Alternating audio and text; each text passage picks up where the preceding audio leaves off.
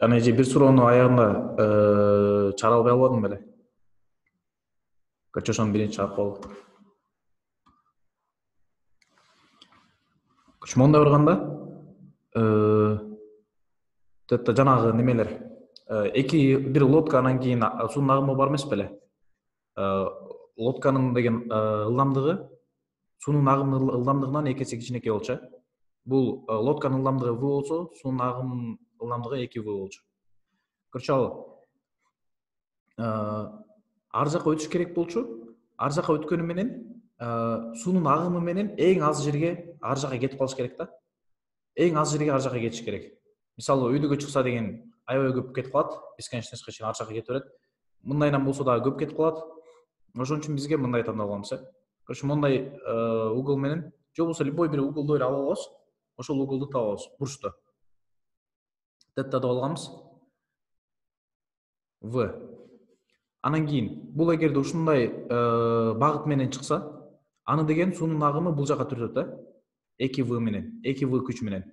Мисалы, буну деген күч сыяктуу деле айтып койсок боло берет. Мисалы, мондайынан бул жака деген Ньютон F деген күч түртсө, анан бул жака деген 2F деген түртсө, короче, экөөнүкү биригип деген могул жака кетип калат, мисалы. Короче, ушундай сыяктуу бир нерсе бул дагы. Экөөнүкү биригип туруп, мисалы, моундай барып туруп, майка барып туруп, реканын ар жагына өтөт, S деген жолду. Мисалы, бул жактан бул жерге чейин S деген жол дегенбиз, S деп коелу. Ар жака кеткени, бул жака кетип калганы могул жерге чейин S-ке келди. Бул жер A болсо, бул жер B деген точка. Бул жер B. Короче, бул жака кетип калганы X дегенбиз, могул жерден бул жерге чейин. Короче, ошону эң биринчи могу V-нын эки компонентасы бар болчу. Бул жака кеткени X, өйдөгө кеткени Y компонентасы. Y компонентасы деген ар жака өткүзөт ушул Y компонентасы. X компонентасы деген могу суунун агымына кичине болсо да каршылык берет, каршылык берип баарын жоюп кое албайт, ошон үчүн ар жака кетип калышат. Биринчи Y компонентасы менен убакытын таап алсак болот. Y компонентасы менен канча убакытта ар жак жерге жетип калат. Ошол эле убакытта бул X компонентасы ар жака алып кетип калат. X компонентасы каршылык берет, бирок суунун агымы эти жака X-ке чейин алып кетип калат. Биринчи убакытты табабыз. Убакыт барабар. Убакыт 1. Же болбосо жөн убакыт деп койсок болот. S бөлүнгөн VY. Же болбосо VY деген эмне эле? V көбөйтүлгөн синус тета болчу. Бул неменин карама каршы жагы синус тета мояк. S бөлүнгөн V көбөйтүлгөн синус тета. Опа. Эми деген X компонентасы. X компонентасынын скорости деген ылдамдыгы V көбөйтүлгөн косинус тета болот, косинус тета ылдамдыгы. Ар жака алып кеткен могул X деген аралык, ар жака алып кеткени X барабар кайсы 2V вектор кылалы. 2V плюс V көбөйтүлгөн косинус тета. Буларды биз плюс кыла беребиз азырынча. Анткени деген биз тета кандай экенин билбейбиз да. Бул жака может могул жака болуп калат, тета деген. Может 180 болуп калат. Короче, ушундай да. Биз плюс кылып ала беребиз, вектор кылып. Андай. X деген ушул X компонентасынын ылдамдыгы жана ушуларды көбөйтөбүз убакытка. Ар жака өткөнгө чейинки убакыт. T1. T1 моунун ордуна баягы бул жака кое турган болсок, X барабар 2V плюс V косинус тета көбөйтүлгөн T'нын ордуна S бөлүнгөн V көбөйтүлгөн синус тета кылабыз. Бул жак баары скобканын ичинде, кашанын ичинде. Опа, бул жактарды өчүрөбүз.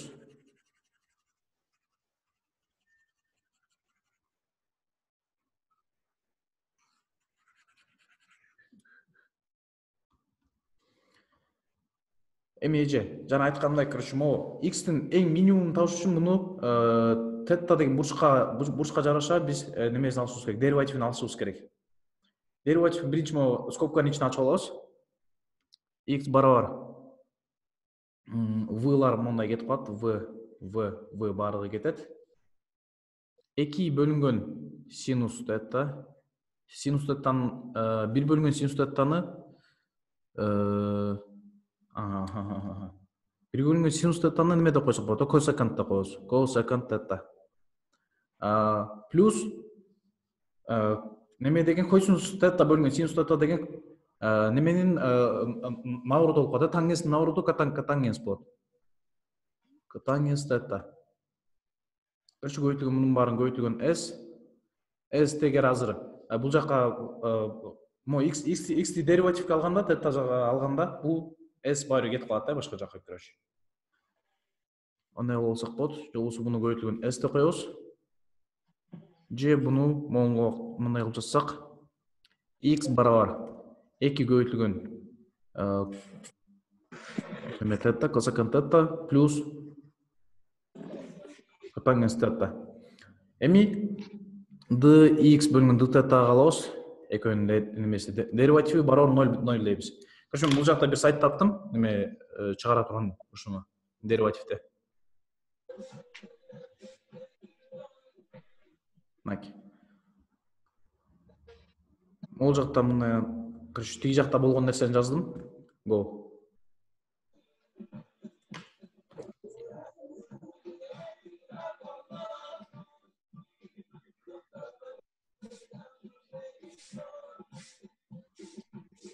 Your input simply fx мындай болду. Next derivative.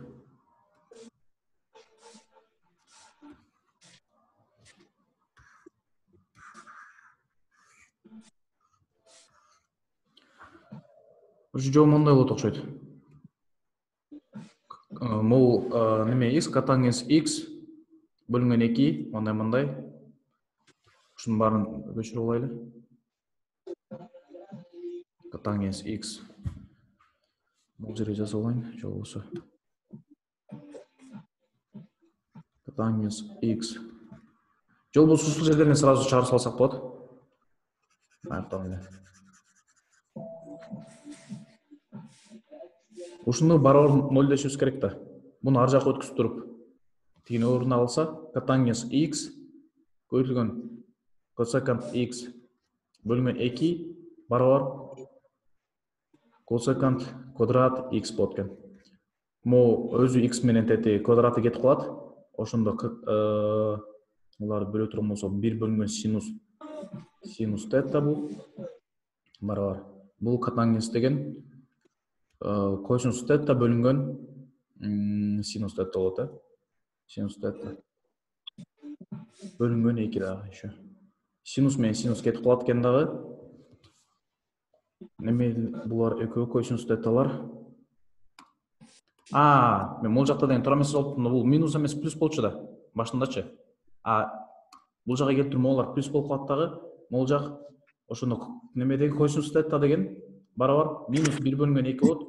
Эгер ушуну чыгара турган болсок, косинус тета барабар 120.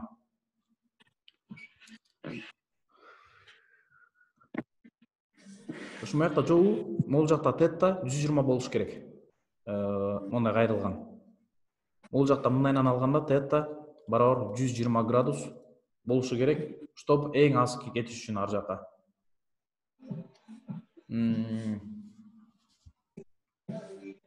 Короче, эң минималдуу аралыгын табыш үчүн буларды деген dx'ти d тетага немеге алыш керек болуп калат, деривативкечи. Деривативге алып туруп барабар 0 десек, короче, ушул жактан чыгарып туруп жол чыгып калат да, короче. Ошо. Кийинки суроолорго өтө берели.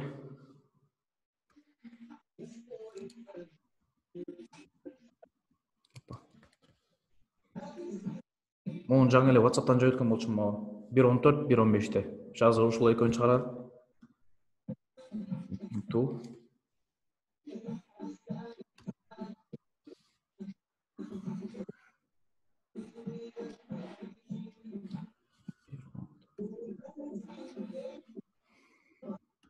Короче, узундугу 350 метр болгон поезд бар экен, мындай.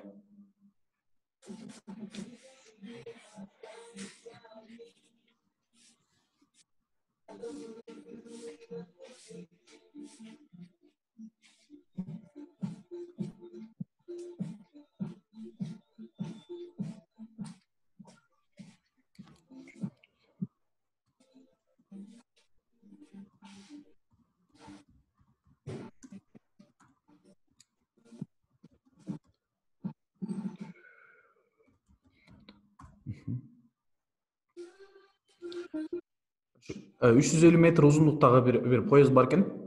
350 метр узундугу. Жана ал деген бир ылдамдануу менен жүрүп баштайт экен. Сразу ылдамдык эмес, короче, ылдамдануу. Биринчи 0 болот, ылдамдыгы 0 бароо 0. Ой.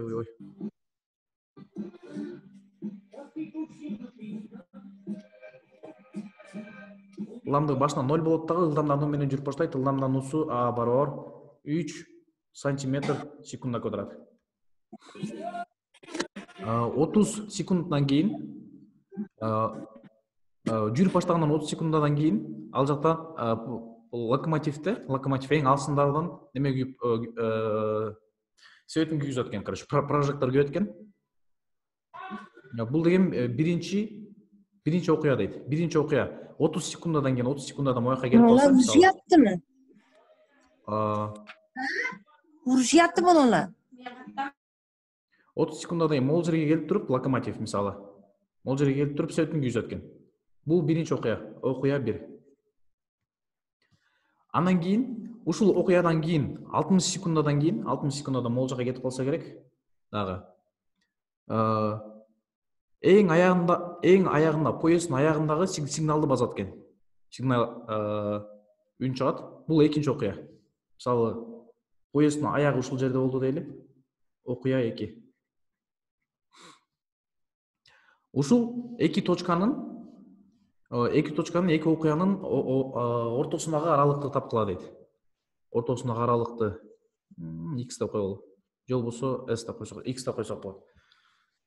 Каки бул биринчи суроо экен, биринчи суроону чыгарып алайлы, анан кийин экинчи суроону чыгара беребиз. Биринчи суроо ошондо кандай кылып чыгарсак болот? Биринчи окуя 1-ди мояктан тапсак болот, биринчи окуя 2 кариги барган тапсак болот, экөөнүн бири-бирине кемиткенди койсок болот. Окуя 1 деген монун башынан башталган болчу, бул жерде 0 деп алсак, 0дон бул жерге чейин канча метр? Аны ойлоп алабыз, мояктан s деп койсок, s барабар at квадрат бөлүнгөн 2. Мурунку эле формула кадимки эле. 3 сантиметр секунда дегенде 3тү метрге айландырылса жакшыраак болот го. 0.03 метр көбөйтүлгөн убакыт 30 секунда. 30-тун квадраты бөлүнгөн 2. 30-тун квадраты бул 900 болсо керек. 900 2 бөлсөк 450 көбөйтүлгөн 0.03. 0.03 деген 0ду 1 алсак баягы, 1 алсак 3 көбөйтүлгөн 4.5. 3 көбөйтүлгөн 4.5 деген 12. Жок. 13.5 болуш керек. Бул жерге чейин 13.5 метр экен. Ушунча кичине окуп.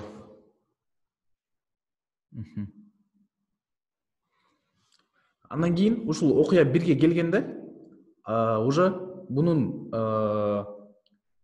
локомотивдин ылдамдыгы уже 30 көбөйтүлгөн тетиги ылдамдануу болуп калды уже барабар v0. v1 деп калды бул жерден. v1ге кетип атат. Эми окуя 2-нин аралыгын табышыбыз керек x. Уже канча өттү? Же болбосо ал деген уже тети жакка өтүп кетет, локомотив поезддин эң баш жагы.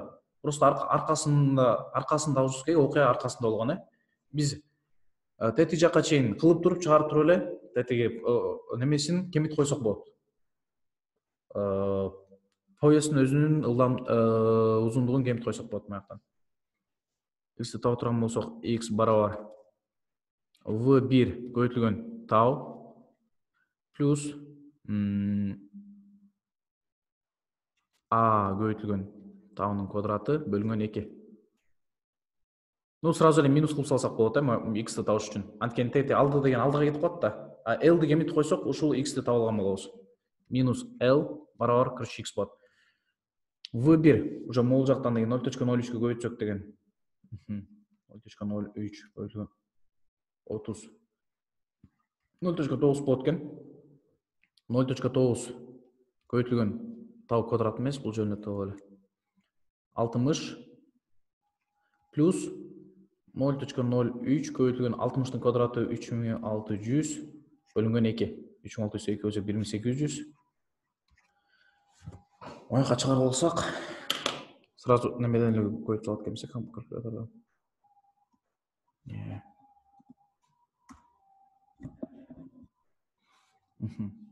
0.9 көбөйтүлгөн 60 плюс 0.03 көбөйтүлгөн 1800. Хоп. 108 метр.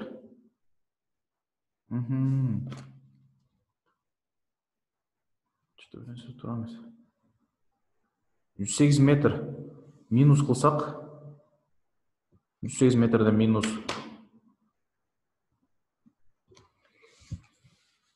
108 метр болсо бул жак.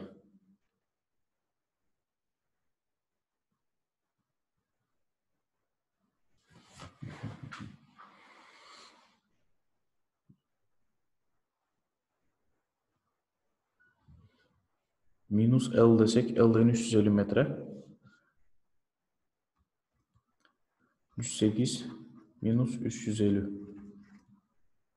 Значит, даже бул экинчи окуя деген могул жакта болуп кетет экен даже. Могул аркасы келип туруп, асты могул жерде болсо, аркасы моякта болуп калат экен. Ошондо 108 минус 350 деген 242 болуп калат минус. Минус 242 болсо x моякта болуп калат экен дагы. Локомотивдин башы могул жакта болсо, мояктан келсе экөөнүн плюс кылып койсок, минус 13.5 болсо, экөөнүн ортосундагы аралык 255.5 болуп калат экен метр.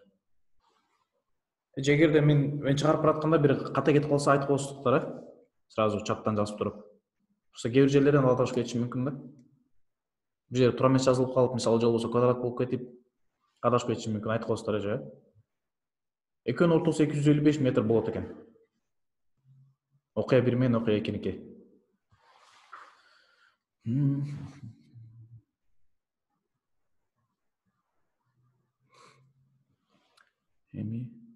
Эми деген как и с какой скоростью должно перемещаться на некоторая система К. Анан кийин биз деген бул жака жаңы система киргизишибиз керек экен, К деген. Мисалы К деген бул жакта деген жаңы бир киши бир автобуста барат ата.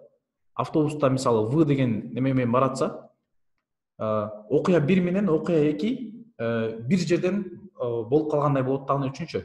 Анткени ал деген жылып барат. Жылып барат туруп, мисалы, моякта деген бир киши келип туруп ат менен барат туруп, бир нерсени ыргытты, бул жакта бир окуя болду да. Анан кийин барып туруп экөө тең бирдей скорость ылдамдык менен барып туруп, бул жактан дагы бир нерсе атын чаба турган болсо, экинчи окуя болсо, бул да ушундай эле ылдамдык менен бараткан болсо, бул үчүн бир эле точкада болгондой көрүнө берет да, ушул эки окуя тең. Анткени бул кандай десем, бул үчүн, короче, өзүнүн скоростун билбей турган болсо, кандай бараткан болсо, ошол эки окуя тең бир гана точкадан болгондой көрүнө берет да, бунун системасында. Биз ошол системаны табышыбыз керек экен. Бул окуя 1 менен окуя 2 бир жерде болуп калган. Ал үчүн бизде деген кандай кылып коебуз? Окуя 1ди биринчи тиги киши деген окуя 1де турган болот. Окуя 1де турган болот. Ушул экинчи окуя болгонго чейинки убакытка чейин бул могул жака барып калган болуш керек да. Могул жака барып калган болуш керек. Ошондо эки окуя тең бир точкада болгондой көрүнөт, агачы. Биринчи окуя болгондо бул жерде туруш керек дагы, экинчи окуя болгондо деген бул жака жылып барып могул жакта болуп калышы керек. Значит, 255 метрди минус жака канча убакытта өтүш керек? Биринчи окуядан кийин 60 секунд болгон, 60 секундада ар жака өтүшү керек экен. Буну ошондо В'сы барабар минус багытка кетип аткан үчүн минус деп коебуз. Минус 255.5 бөлүнгөн 60 секунда десек чыгып калат. 255.5 бөлүнгөн 60. 255.5 бөлүп 60. 4.25 bunun ылдамдыгы да минус 4.25 болуш керек экен. Бул мисалы бул жака x деген багытта кетип аткан болсо, бул минус x жакка кетиш керек экен дагы. Минус 4.25 деген метр секундда деген эме менен, ылдамдык менен. Ошондо ошол системадагы киши үчүн биринчи окуядагы, экинчи окуядагы бир точкадай көрүнүп калат.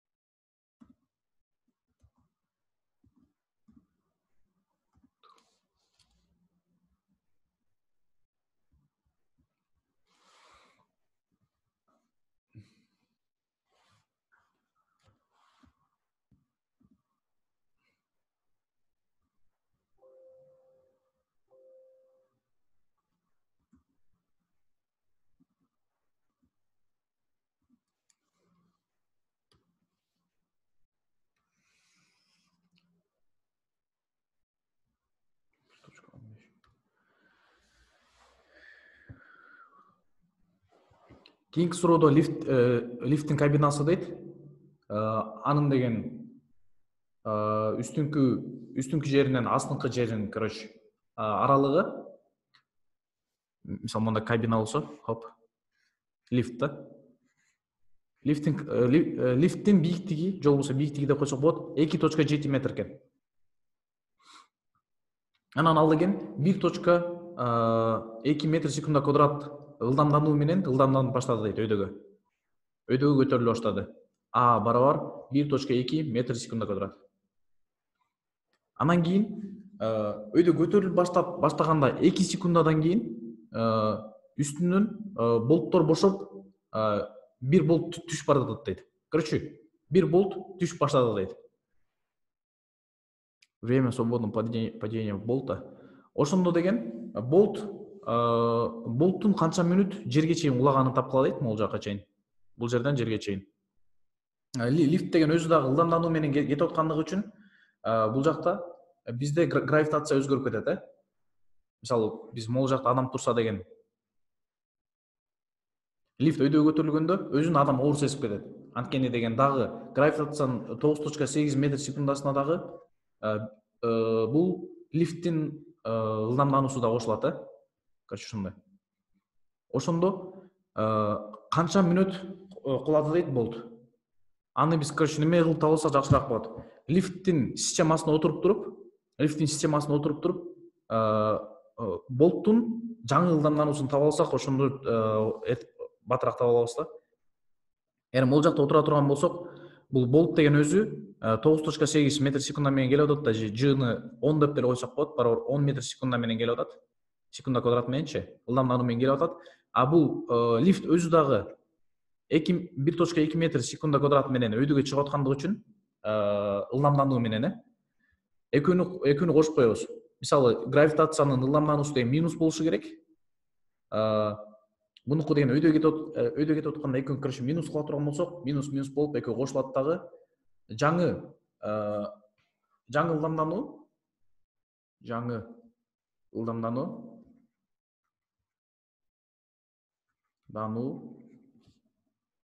болт үчүн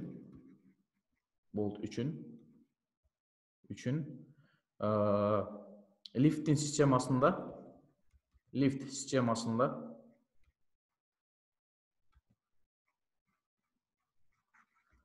короче, А жаңы деп коелу.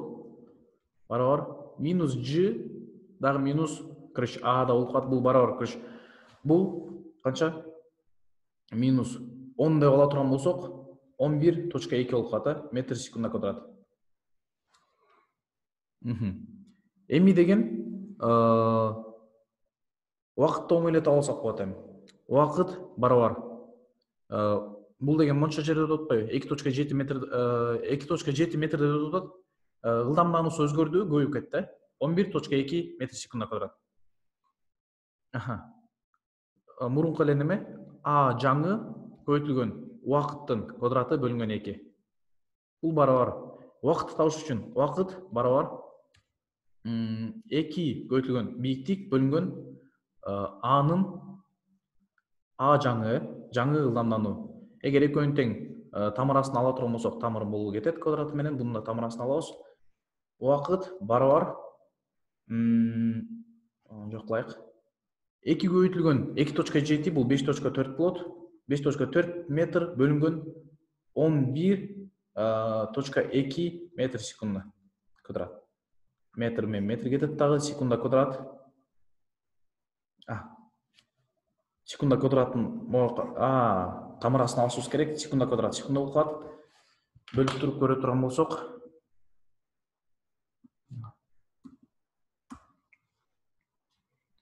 5.4 бөлүнгөн 11.2 bunun баарын тамырасын алышыбыз керек.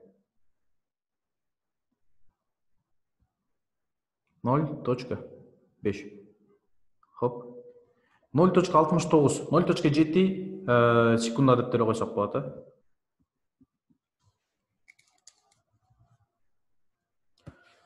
Бул ошондо жаңы убакытты деген 0.7 секунда. 0.7 секундада болт башынан аягына чейин түшөт экен.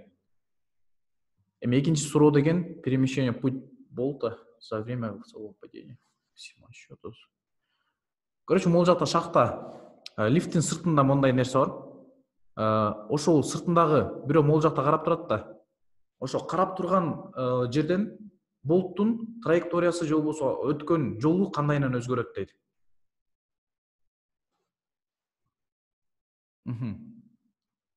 Перемещение. Короче, ошонун болттун өткөн жолу канча? Аны табып көрөлү.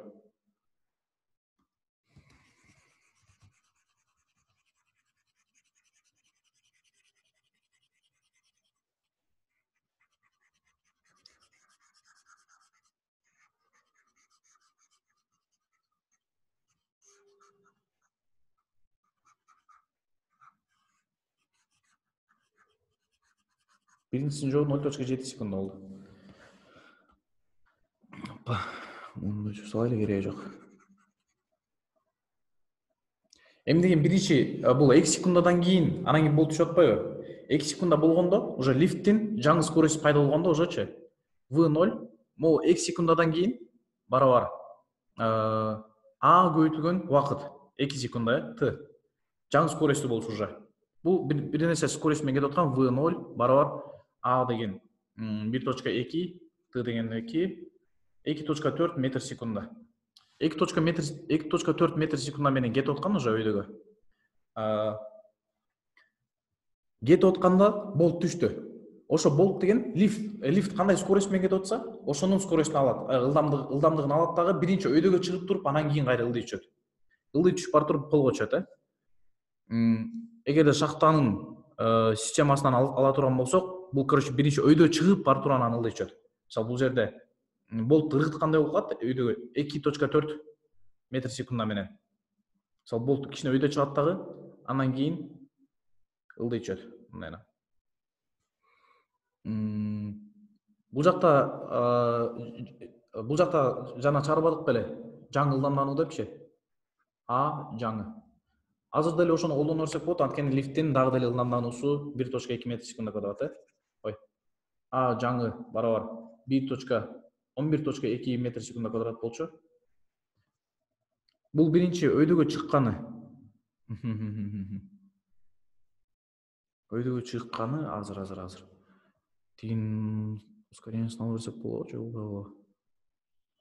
Мына карап турса, хоп.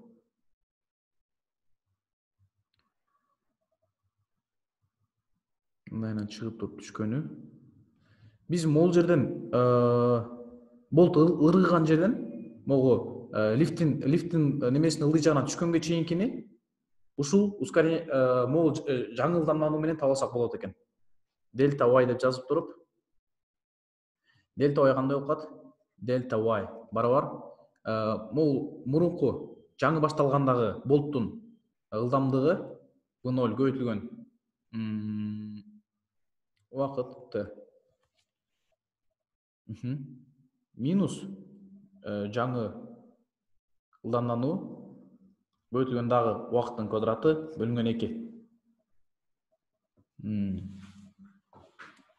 Биз жана убакытты тапкан болсок 0.7 секундада бул могул жактан ылдый түшкөн. Биз бул жактан өйдө чыгып ылдый түшкөнчө могул жактагы короче болттун аралыгын алмашканын короче могул формула менен таба алсак болот азыр. Дельта y барабар v0 2.4 көбөйтүлгөн 0.7 минус а жаңы 11.2 көбөйтүлгөн 0.7 квадраты 0.49 болот бөлүнгөн 2. Бул барабар мындай көбөйтүп чыгыш керек экен 2.4 көбөйтүлгөн 0.7 плюс ылдамдануу 11.2 бөлүнгөн 2 көбөйтүлгөн 0.49 бөлүнгөн 2 хоп 4.424 могу дельта y деген дельта y барабар 4.424 болот экен 4.4 метр деп деле койсок болот. 4.4 метрге алмашат экен башталган жеринен ылдыйга түшкөнгө чейин. Эми бирок биздики өйдөгө чыгып анан түшкөн могул жерин тапсак, ошондо канча жолу өткөнүн тапкан болобуз. Биринчи өйдөгө чыкканы, бул жөнөкөй эле гравитация менен таба алабыз аны. Анткени бул жакта шахтанын немесинен карап атпайбызбы? Системасынанчы. Ошондо 2.4 метр секунда менен чыкканы деген кандай болот? 2.4 биринчи убакытын таба алсак болот. Убакыт барабар 2.4 бөлүнгөн 10 0.24 секунда өйдөгө чыкканы. Ылдый түшкөнү дагы 0.24 секунда болот. Бизге деген өйдөгө чыккан формуласы деген кандай формула менен берилчү эле? Койчу. H2 барабар v0 квадрат бөлүнгөн g беле? Вроде ушундай болсо керек. v0 квадрат бөлүнгөн g. Бөлүнгөн секунда. Короче, ушул неме менен таба алсак болот. Бул өйдөгө чыкканынын бийиктиги биринчиси v0 квадрат 2.4-түн квадраты бөлүнгөн 10. Анан кийин ылдый түшкөнү да точно эле ушундай немеге чөт. Бул жерден мояка чейин h1 болсо, ылдыйга түшкөнү да h1 болот. Ошондо 2h1 деп могуга плюс общий өткөн жолу x барабар дельта y плюс 2h1 болушу керек. Анткени өйдөгө чыкканы h1, ылдыйга түшкөнү да h1, 2-ге көбөйтүп койсок, короче чыгат, Ошондо общий x могул жака жазайын. x барабар дельта y плюс 2h1, короче дельта y деген 4.4 болду. Плюс h1 тапсак деген 2.4-түн квадраты. Азыр 2.4 5.76 буну бөлөбүз 10-га. Хоп. 0.576 буну кайра көбөйтөбүз. 1.152. Кайра h2, короче булар өйдөгө чыгып түшкөнү деген булардыкы кайра 1.152 болот экен. Короче 1.1 десек болот. Жана общий өткөн жолу деген x барабар 4.4 плюс 1.1 5.5 метр болот экен да. Короче ошо.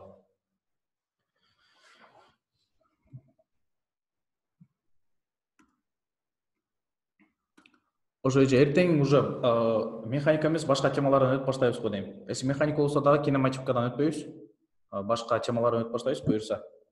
Бүгүнкү сабак ушу менен бүттү. Силерге WhatsApp'тан дагы суроолор жөнөтүп коем, YouTube'га да жүктөп коем.